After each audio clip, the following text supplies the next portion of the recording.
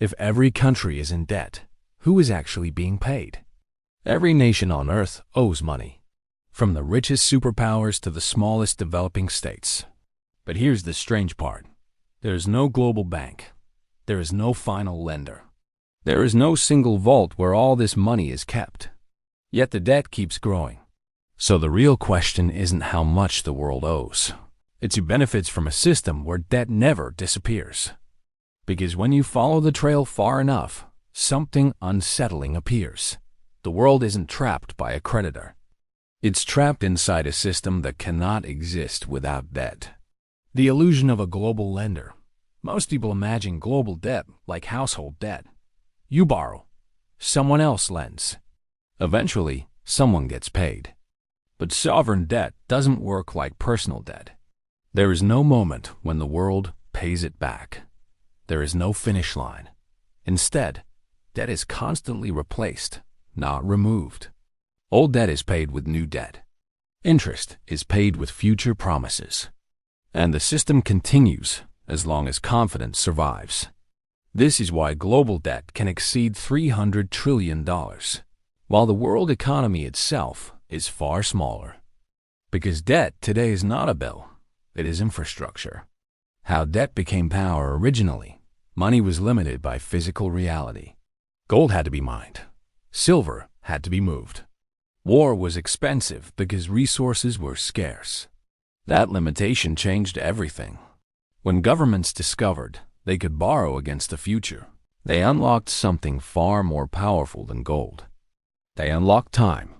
Borrowing allowed states to fight wars they couldn't afford, build empires before collecting taxes, and expand influence without immediate cost.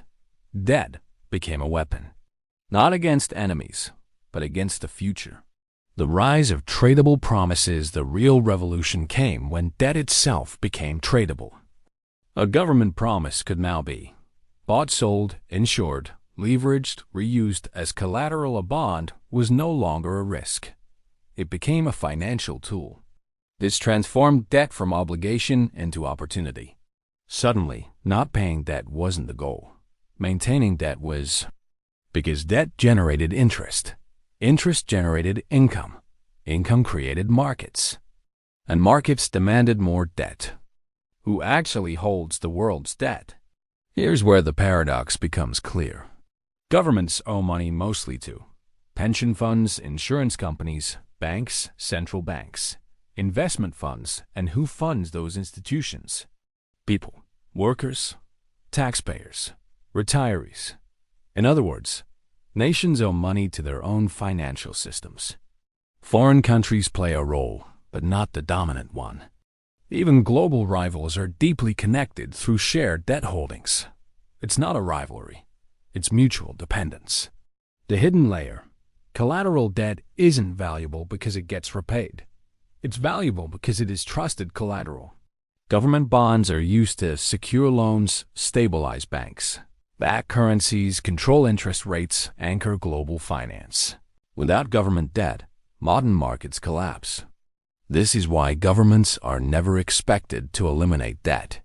Doing so would remove the foundation of the entire system. Paying it off would be catastrophic. Why collapse never ends the system. When debt becomes unmanageable, the system doesn't end. It reshuffles. Defaults lead to restructuring, austerity, currency devaluation, political change. But the debt doesn't vanish. It is rewritten. Losses are socialized. Ownership consolidates. And the cycle begins again. Debt survives by adapting. The real creditor. So who is being paid? Not a country. Not a person. Not a secret group. The true creditor is the system itself. Debt feeds financial markets, asset prices, institutions, power structures. Interest flows upward. Risk flows downward. Those who hold assets benefit. Those who rely on wages carry the cost. Debt doesn't enslave nations equally. It divides society internally. Why the system persists? Because debt creates stability until it doesn't.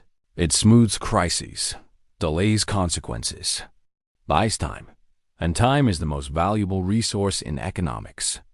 As long as confidence exists, debt can grow endlessly. When confidence breaks, reality returns. Fast. The final truth: the world doesn't owe money to a creditor. It owes loyalty to a system built on promises that must never stop. Debt is not meant to be solved. It is meant to be managed indefinitely. And the moment the system can no longer roll forward, the illusion ends. Debt once meant obligation.